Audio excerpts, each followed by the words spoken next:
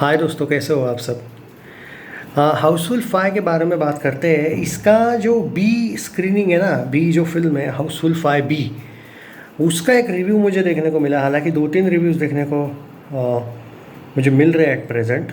मैं उसमें की बात यहाँ पे कह रहा हूँ। देखो एक क्रिटिक है जिन्होंने ए पार्ट भी देखा है उनके अकॉर्डिंग, और बी पार्ट भी देखा है। ओके, अब देखो इसमें कोई स्पॉइलर वॉइलर तो है नहीं। जिन लोगों को स्पॉइलर में इंटरेस्ट है, I am so sorry guys, मैं कभी स्पॉइलर देने वाला हूँ भी नहीं वैसे भी, और लकीली उन्होंने भी कोई स्पॉइलर दिया नहीं है।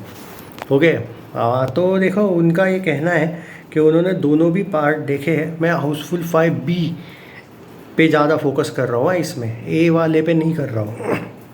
जो रिव्यू है वो बी को लेकर है, क्योंकि उनका ये कहना है कि there are two different things totally. अगर आप ए देखते हो तो जो कुछ लोगों को ये लगेगा कि बी देखना ज़रूरी नहीं है।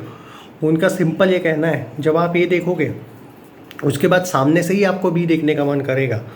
और जब आप बी पार्ट देखते हो, जनरली उन्होंने आप लोगों के लिए एक सजेशन भेजा है।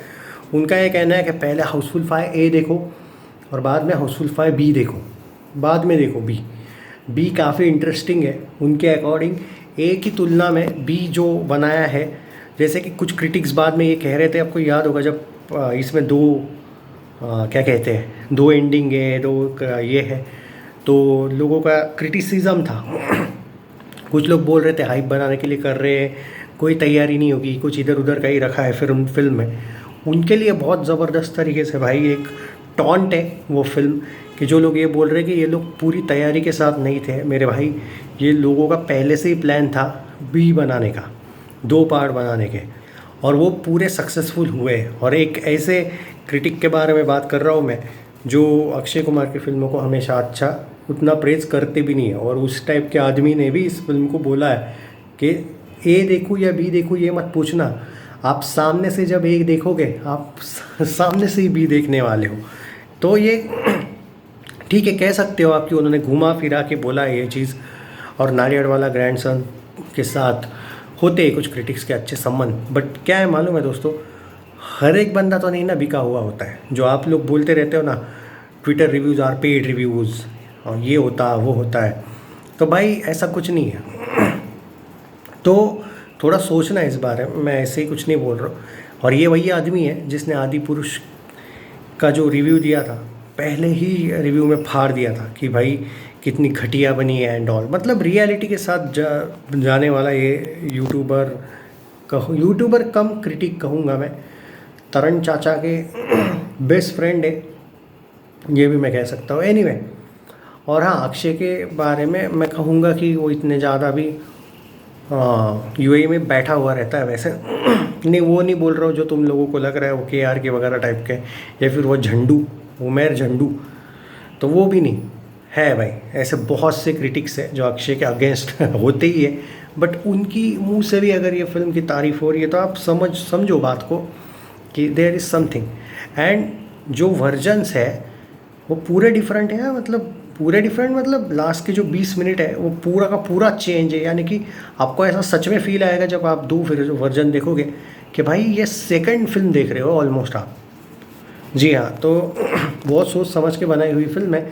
फिल्म का खाली म्यूज़िक कुछ जगह पे बेटर होना चाहिए था उनके अकॉर्डिंग। बाकी सस्पेंस ज़बरदस्त बनाया रखा है।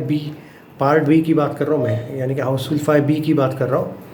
ओके, काफ़ी इंटरेस्टिंग इन लोगों ने कंसेप्ट रखी है, एंड ये सक्सेसफुल हो जाएगी बॉस। जो इनका जो प्लान है उन क्रिटिक के अकॉर्डिंग ये फुल सक्सेसफुल इन लोगों ने मतलब ये जो इनका प्लान है उसमें ये सक्सेसफुल हो रहे हैं।